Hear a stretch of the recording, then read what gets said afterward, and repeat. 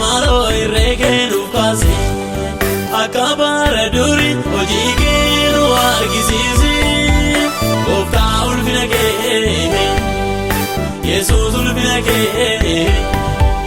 gooftaa ulfina kee Yesuus ulfina kee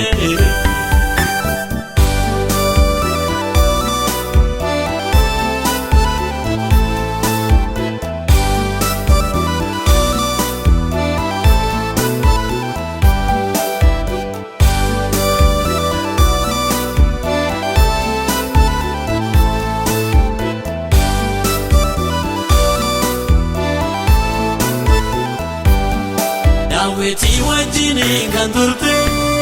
amaa keetaaf leencaan harka isaatti laatte yeroot namaaf kaatu hundumtuu mijata irreekee ol kaasee kan bara argamoota yeroot namaaf kaatu hundumtuu mijata irreekee ol kaasee kan bara raajota Weti wajjini kan turte amaa keetaaf leencaan harka isaatti laatte yeroot namaaf kaatu hundumtuu mijata irreekee ol kaasee kan bara argamoota yeroot namaaf kaatu hundumtuu mijata irreekee ol kaasee kan bara raajota nuuf kaasee maaloo irreekee nuuf kaasee maaloo irreekee nuuf kaasee akka bara durii hojii kee nu argisiisi gooftaa ulfina kee Yesuus ulfina kee gooftaa ulfina kee Yesuus ulfina kee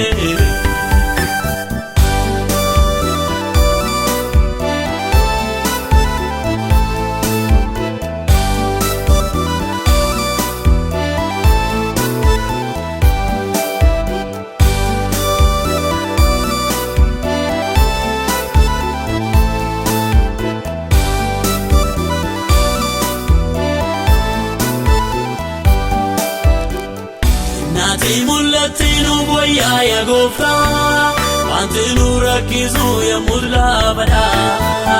al tokko sochoosii irree keessa guddaa yemmuu ati mul'attu hundumtuu sagada al tokko sochoosii irree keessa guddaa yemmuu ati mul'attu hundumtuu sagada ka'ii yaa gooftaa ammuma yoomiitti ajjetta Ka'ee yaa gooftaa ammuma yoomiitti ajjetta Ka'ee yaa gooftaa ammuma yoomiitti ajjetta Ka'ee yaa gooftaa ammuma yoomiitti ajjetta amma yoomiitti dhugaan nokata inni nu sorbee nutti taphata bakka guugamee dhugaa mul'ise nuuf kaasee maaloo irreekee nuuf kaasee maaloo irreekee nuuf kaasee akka bara durii hojii kee nu argisiisi gooftaa ulfina kee Yesuus ulfina kee gooftaa ulfina kee Yesuus ulfina kee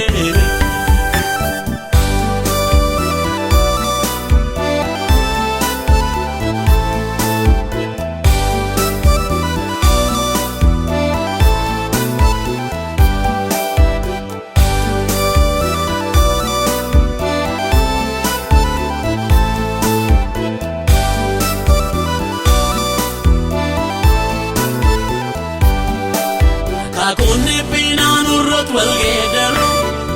hortee keenya miidhuuf yaalii baay'ee yaalu maaloo nu yaadadhu jennee sitti boonya eenyurraa dabarsii bara dhiphina nageenya maaloo nu yaadadhu jennee sitti boonya eenyurraa dabarsii bara dhiphina nageenya manni keessa dhabee ulfinni kee dhibee boqonnaa makaakuu amaatu gadi qabee nante laafee biyya ulfina kee oleekoo waaqarraa mul'attu ulfina kee argu nante laafee biyya guyyaa